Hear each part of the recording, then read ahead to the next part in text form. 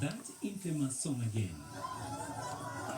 One that has kept the Kenyan government on its toes, more so after last year's anti-tax hikes protests in Kenya.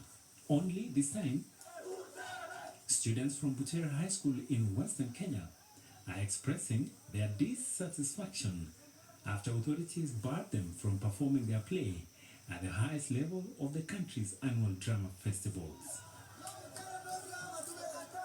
The play, dubbed Echoes of War, highlights the role of digital media in government and the power of the youth in changing the society. This has been seen as a reflection of Kenya's current political atmosphere. Early in the day, the police lobbed tear gas canisters as Kenyans flocked the venue of the festival to watch the play. And Wednesday night, at least 6 journalists were injured during the play rehearsals. How are we supposed to rehearse? Like, you know, tear gas was in the air. How do you want us to rehearse? There's fusion. Tear gas was in the air. Everywhere.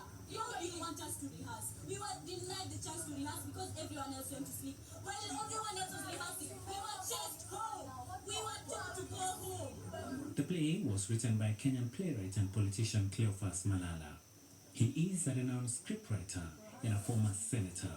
I had 7 plays that I had scripted in this festival. 5 of them managed to come to the nationals.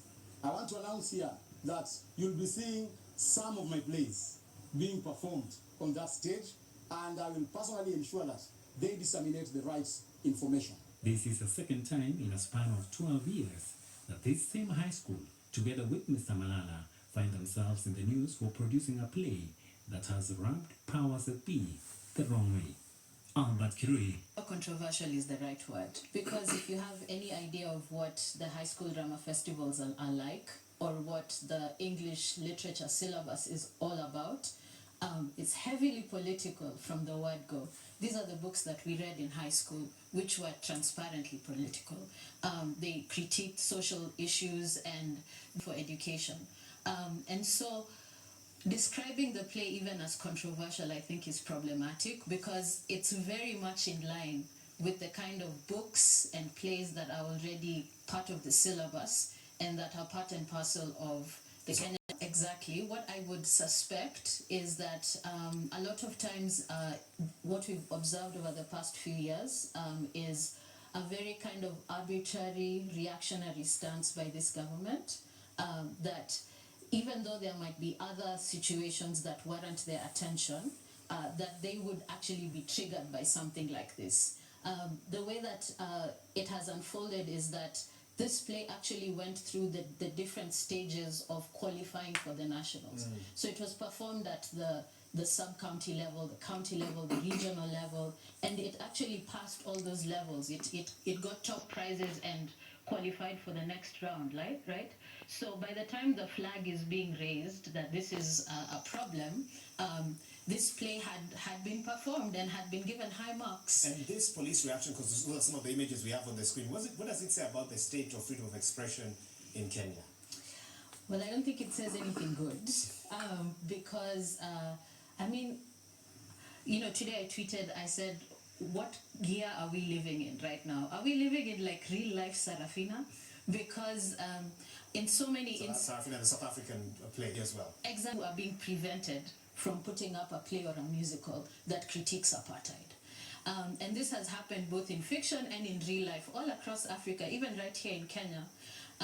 And it's only a paranoid regime that would react to 15-year-olds with police. Optics of what we've seen today is just extraordinary. But there are those who support some of the actions today because, for example, the government says that education matters are being politicized, and some have questioned why a playwright who's also a politician would take advantage of young learners to score political points. Don't you see any political messaging, from a person like, that former lawmaker, for example? First of all, Cleophas Malala has been a playwright for at least 12 years, from even the report that we've just seen.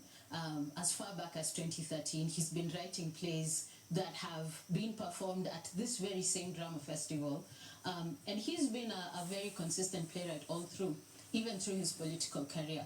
But I think it's really disingenuous to use that framing of politicians are using the children.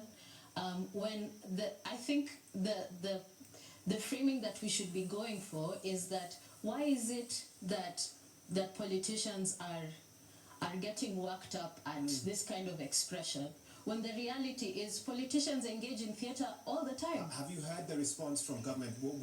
I've seen a lot of statements, along the lines of what you're talking about, that this is Cleophas Malala trying to prove a political point. This lawmaker who also wrote the play. Correct.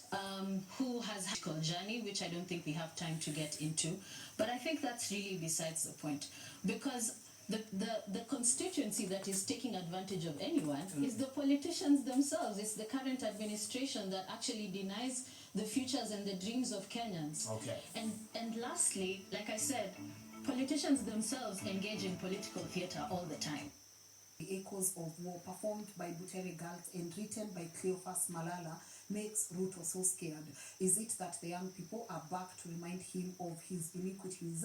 Or is it that because this play, if it wins the nationals, then the students would have to perform right in front of him in State House, reminding him of the kind of politician he is? These students call you out of the kind of things that you have done in this country. I mean, honestly, I don't think he's stupid. He wouldn't accept that, and that is why this play, according to him, must be stopped at all costs.